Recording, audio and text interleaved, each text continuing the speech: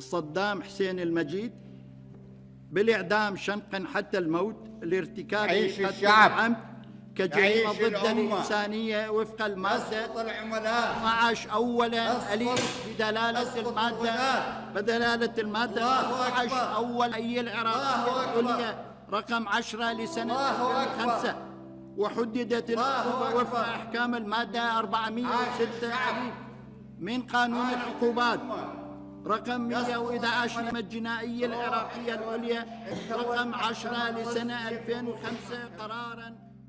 Friends, 1990 की दिहाई के आखिर में सद्दाम हुसैन ने एक अजीबो गरीब दरख्वास्त के साथ इराक के एक खत्तात यानी कैलीग्राफर से रब्ता किया।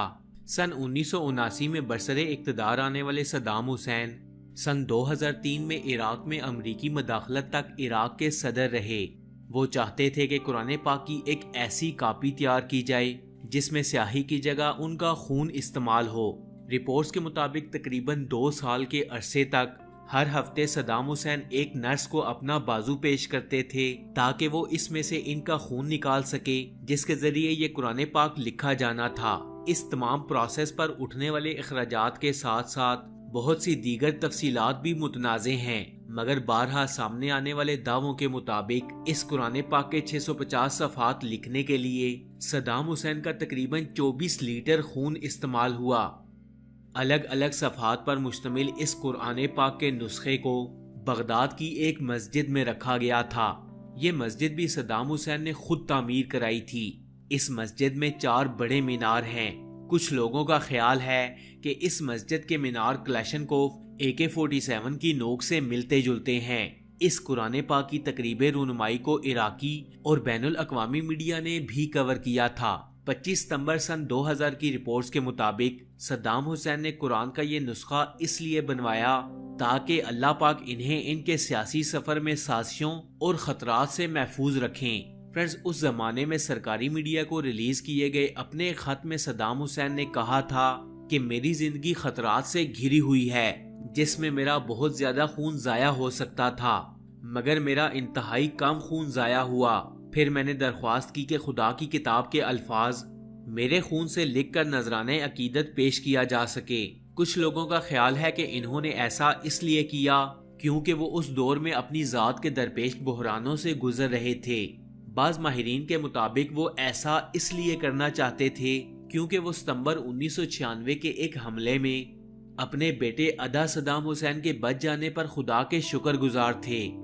एक अंदाजे के मुताबिक एक शख्स साल में 4 मरतबा 470 मिलीलीटर खून तक का अतिया कर सकता है। सरकारी आदादो शुमार में बताया गया कि सद्दाम हुसैन ने ये तमाम खून 2 से 3 बरसों के दौरान अतिया किया, जो बज़ाहिर नामुमकिन लगता है। रिपोर्ट्स के मुताबिक सद्दाम हुसैन को कुछ चीजों का डर और वहम था। मसलन वो रवायात के बरक्स सदारती महल आने वाले लोगों से ना हाथ मिलाते थे और ना ही गले मिलते थे। सद्दाम हुसैन को नज़ला होने का डर रहता था। जब अक्सर वो रात के खाने पर जाते तो कुछ भी खाते पीते नहीं थे। सदारती महल में इनका अपना शेफ था और एक स्पेशल लैब थी जिसमें खाने में जहर की मिलावट की जांच की जाती थी। सन 2003 में सद्दाम हुसैन के जवाल के बाद खून से लिखे गए कुरान पाक के इस नुस्खे को छुपा दिया गया। इसे उसी मस्जिद में 3 दरवाजों के अंदर महफूज कर लिया गया ताकि इससे उनके ताल्लुक को खत्म किया जा सके। हर सफ़े को बुलेट प्रूफ शीशे के खानों में रखा गया था। इस कुरान पाक के नुस्खे को हासिल करने के लिए 3 चाबियां दरकार थीं और कुरान के तमाम सफ़ात एक ही जगह पर महफूज नहीं किए गए थे। अमरीकी मुदाखलत के बाद इन सफ़ों की निगरानी पर मामूर एक शख्स ने बरतानवी अखबार द गार्डियन को बताया कि इस नुस्खे को हासिल करने के लिए 3 चाबियां दरकार होती हैं। इसकी एक चाबी मेरे पास है, एक इलाके के पुलिस के सरबराह के पास और तीसरी चाबी बगदाद के किसी दूसरे हिस्से में रखी गई है। द गार्डियन के इस सहाफी को इस नुस्खे तक रसाई नहीं दी गई थी और इसे बताया गया कि इसके लिए कमेटी की इजाजत दरकार है। फिर सद्दाम हुसैन के खून से लिखे गए इस नुस्खे को लिखने वाले खत्तात अब्बास शाकिर जोदी ने इराक छोड़ दिया था और एक अमरीकी रियासत वर्जीनिया में मुंतकिल हो गए थे। फ्रेंड्स, यकीनन आप भी ये सोच रहे होंगे कि ये कुरान पाक क्या अब भी बगदाद की इस मस्जिद में छुपा कर रखा गया है।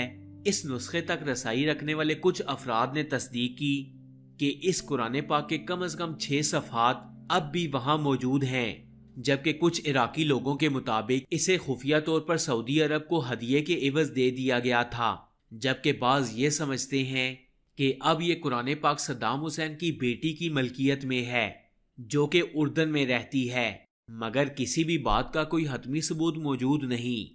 तो फ्रेंड्स, ये था सद्दाम हुसैन की जिंदगी का एक बेहतरीन पहलू। आप इराकी सदर सद्दाम हुसैन के बारे में क्या राय रखते हैं? कमेंट्स बॉक्स में अपनी कीमती राय का इजहार जरूर कीजिएगा। ऐसी और इन्फॉर्मेटिव वीडियोस देखने के लिए स्टोरी फैक्ट्स चैनल को सब्सक्राइब कर लें और साथ में लगे बेल आइकन को भी प्रेस करें ताकि मजीद आने वाली ऐसी इन्फॉर्मेटिव वीडियोस का नोटिफिकेशन आपको मिल सके। मैं मिलूंगा आपसे अगली वीडियो में, तब तक के लिए अल्लाह हाफिज।